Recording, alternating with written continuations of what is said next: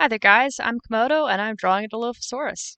One of my dear friends recently told me that I should make dinosaur fact videos with some of my art, and at first I thought she was crazy because talking to my computer in the dark at night by myself seems like the acts of a crazy person. But here I am talking to my computer in the dark at night by myself, so either I'm crazy or I'm having fun with dinosaurs, one of the two. Today I tried to make my Dilophosaurus as up to date as possible, although I wouldn't say he's terribly paleo accurate. I definitely tried to use some of the newer studies. You might notice that his crest shape is a little different from the Jurassic Park Dilophosaurus. This is because a recent study found the crests weren't actually solid bone, but more of spongy kind of hollow bone, somewhat similar to a toucan's beak or a hornbill's horn.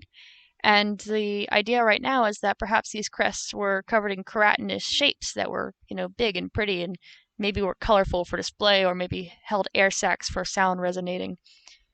Not a lot of people agree on what exactly went down with the Dilophosaurus crests, but I like to picture them as a big colorful display because it's fun and it makes me think of toucans, which I love. This dinosaur was first dug up back in 1940 when they found several fossils out in Arizona. But unfortunately, these three individual fossils were very, very messed up and they didn't have crests. So the scientists at the time said, well, this must be Megalosaurus because what else could it possibly be? And so I think until about 1970, they remained Megalosaurus until Samuel Wells decided, no, no, no, this is something completely different. And he coined the term Dilophosaurus. This dinosaur was found from the late Triassic to the early Jurassic periods, which are separated by a really nasty extinction event that paleontologists call the Great Dying. I find this terribly interesting because Dilophosaurus was a fairly large predator with potentially very colorful, expensive headgear. And I wonder how this large, fast predator that everyone could probably see from a mile away scraped and skimmed its way through one of the worst events on planet Earth. It must have been a hardcore animal. Anyway, as for food sources, I have no idea what it ate, and I don't think anyone else does either. There was a theory once that they were actually fishers, and they would hunt along the water's edge like a heron. But that theory stemmed from the idea that Dilophosaurus had a weak jaw, which I always thought was a weak theory as a kid because I live in Florida and we have lots of alligators, and I have an alligator skull in my room. I've had it for a long time. And one of the things that struck me was they have a hole in the jaw for their jaw muscles to connect to. And when you look at Dilophosaurus' skull, it has a hole in the jaw for jaw muscles to connect to. So I thought, why would it have a weak jaw?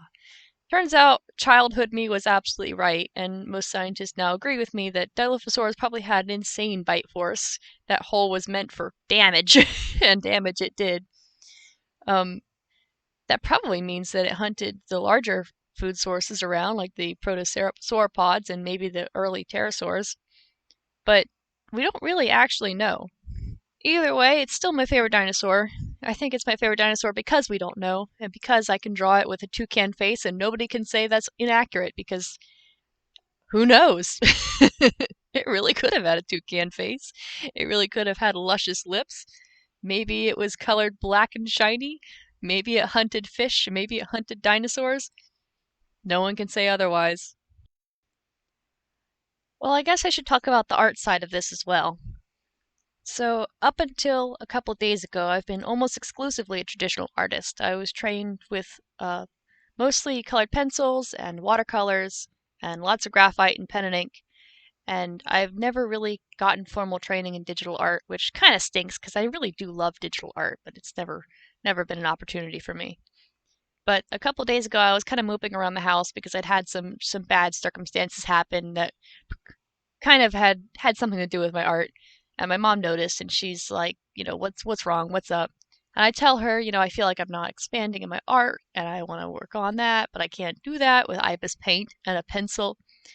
And so she gets quiet and she sits down, and it was early in the morning, so I went and I grabbed my coffee and I start like kind of mope pouring.